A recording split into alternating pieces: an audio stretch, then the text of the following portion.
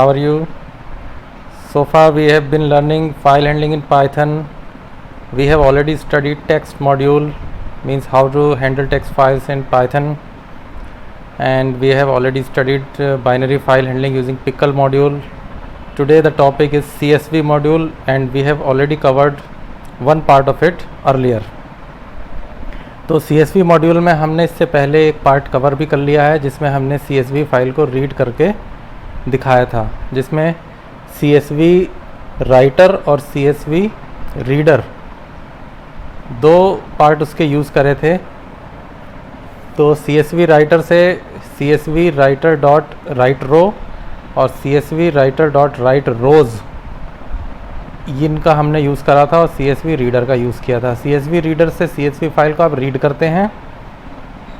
अगर आपको ये वाला टॉपिक अभी समझ में नहीं आ रहा तो आप इससे जस्ट प्रीवियस वाला वीडियो देखिए, जिसमें CSV मॉड्यूल के बारे में समझाया गया है। तो CSV रीडर पार्ट जो होता है CSV मॉड्यूल का, उससे क्या होता है, उससे CSV फाइल्स यानी कॉमा सेपरेटेड वैल्यूज़ वाली फ़ाइल को रीड किया जाता है।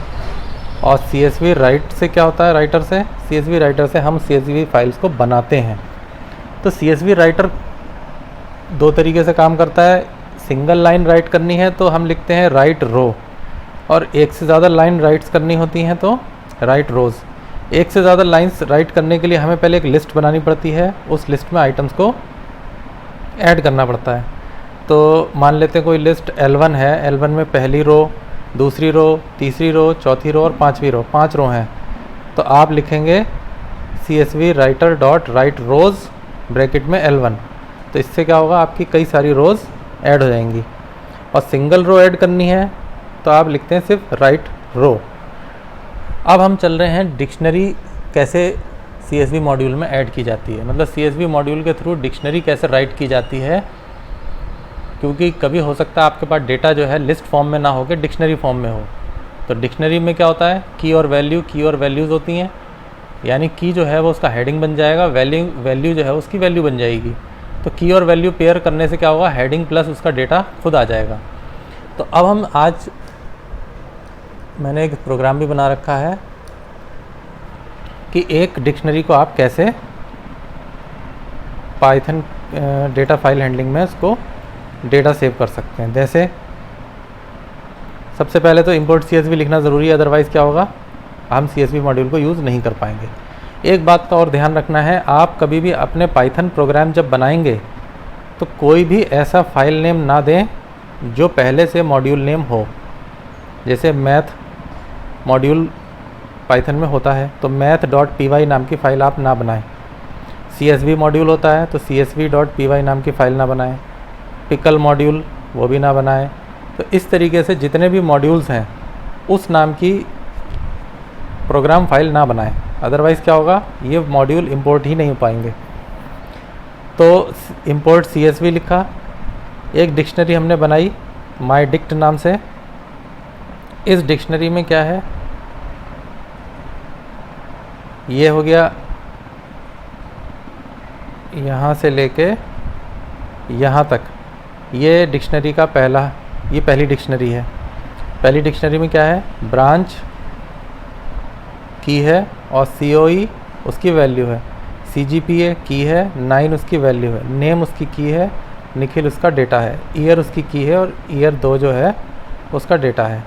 दूसरी डिक्शनरी नीचे है यहाँ से यहाँ तक, तीसरी ये रही डिक्शनरी, चौथी ये रही डिक्शनरी, पांचवी ये है और छठी लास्ट में। ये सारी डिक्शनरीज़ को मैंने किसके अंदर बंद कर दिया, ये देखिए यहाँ पर स्क्वायर ब्रैकेट है, दिख रहा है आपको, यानी ये लिस्ट के अंदर एक डिक्शनरी है। लिस्ट के अंदर डिक्शनरीज़ हैं।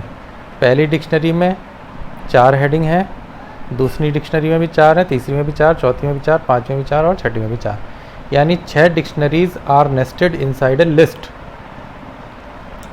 अब एक और हमने लिस्ट बनाई, इस लिस्ट के अंदर हमने हेडिंग बना लिए ताकि आपके हेडिंग्स CSV फाइल में नज़र आएँ। तो हेडिंग क्या होंगे, नेम, ब्रांच, ईयर और CGPA।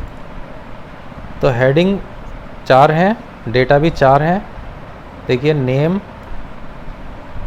ब्रांच, CGPA और ईयर, ये 4 हेडिंग है हमारे।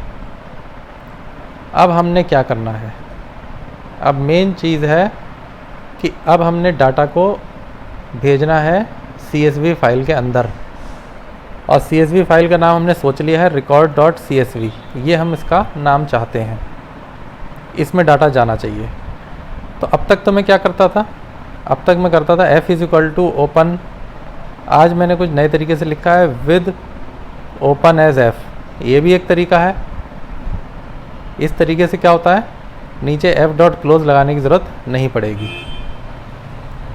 अगर आप किसी फाइल को विद से शुरू करते हैं तो उस फाइल को .close लगाने की ज़रूरत नहीं पड़ती है, मगर अगर आप चाहते हैं कि मैं f.open लिखूं और f.close लिखूं, कोई दिक्कत नहीं है, आप ओपन और क्लोज भी लगा सकते हैं, ये भी एक तरीका है, वो भी एक तरीका है, मगर ये तरीका ज़्यादा प्रैक्टिकल है, इसको यूज़ करा जाता है।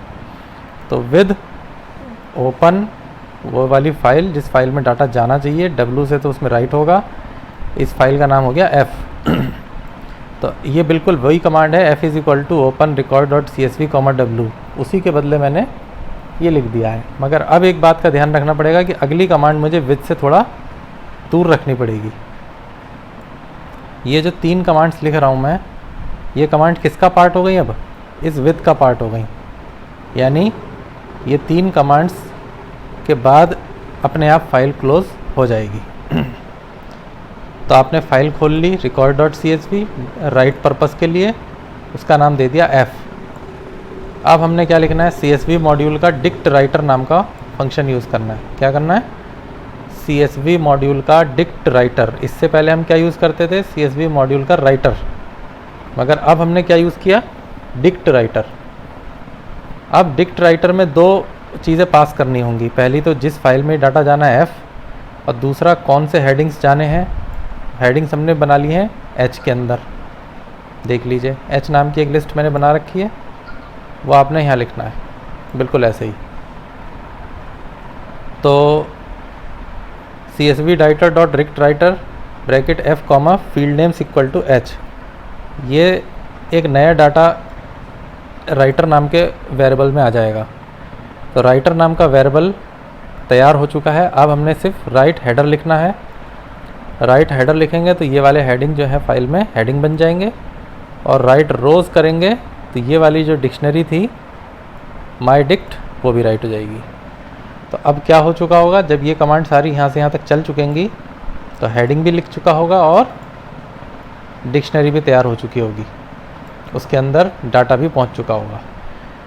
अब दिखेगा कैसे और कैसा दिखेगा, ये देखने के लिए आपको फाइल को जाके देखना पड़ेगा।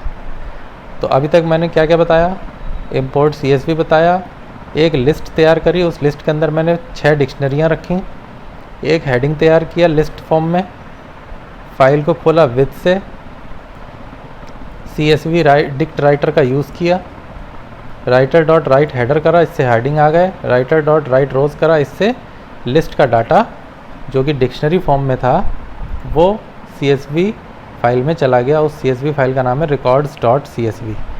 अब इसको रन करा देते हैं। रन कराने के बाद इसने CSV फाइल बना दी होगी record.csv। ये कहाँ बनी होगी फाइल, ये फाइल बनी होगी उसी जगह पर जिस जगह पर आपने इस प्रोग्राम को सेव करा था। इस प्रोग्राम को हमने कहाँ सेव किया है, ऊपर आप हेडिंग में देख लीजिए, सी के अंदर यूज़र के अंदर मेरा नाम है desktop/python/csv1। ये तो फाइल का नाम है, पाथ जो है वो पाइथन है। अब हम चल के देखते हैं क्या ये वहाँ पहुँच चुका है, नहीं पहुँच चुका है। ये मेरा डेस्कटॉप है, इसमें ये है वो फोल्डर, इस फोल्डर में ये वो मेरा प्रोग्राम है csv1.py जो मैंने अभी लिखा था, जो आपके सामने ये है, ये वो प्रोग्राम है। और ये वो फाइल है जिसमें अभी डाटा आया है, इसका नाम है records.csv। इसे डबल क्लिक करते हैं, ये देखिए इसमें 4 हेडिंग है। मैं थोड़ा साइज़ बड़ा करके दिखाता हूँ आपको। नेम, ब्रांच, ईयर और CGPA, 4 हेडिंग है। अब देखिए अपने आप से उसने नेम के नीचे नेम, ब्रांच के नीचे ब्रांच, ईयर के नीचे ईयर और CGPA के नीचे CGPA को अपने आप रखा है, करेक्ट। तो इस तरीके से ये CSV फाइल बन गई, ऊपर हेडिंग आ रहा है record.csv। तो आपने देख लिया कि इस प्रोग्राम के थ्रू, जो कि एक डिक्शनरी फॉर्म में डेटा था, क्या था, डिक्शनरी फॉर्म में डेटा था, मगर उसके बावजूद भी वो CSV फाइल में कन्वर्ट होकर सेव हो गया है। हेडिंग भी चले गए, डाटा भी चला गया और एक CSV फाइल तैयार हो गई। तो अब आपके पास सारे तरीके के टूल्स अवेलेबल हैं। पिकल मॉड्यूल है, CSV मॉड्यूल है और टेक्स्ट हैंडलिंग है। तो इसके अलावा अब आपको और ज़्यादा प्रैक्टिस करने की ज़रूरत नहीं पड़ेगी। ये 3 चीज़ों को ही आप सही से तैयार कर लीजिए, आपका सब कुछ फाइल हैंडलिंग कंप्लीट हो जाएगा। तो आपने टेक्स्ट फाइल हैंडलिंग को अच्छे से करना है, जो कि प्लेन टेक्स्ट फॉर्मेट में होता है। बाइनरी फाइल को पिकल मॉड्यूल से करना है और CSV फाइल को CSV मॉड्यूल से करना है। कोई भी चीज़ की प्रॉब्लम है आप कमेंट बॉक्स में लिखिए। कमेंट बॉक्स में जो आप क्वेश्चन लिखेंगे उसका जवाब मैं आपको वहीं दे दूँगा। Thank you.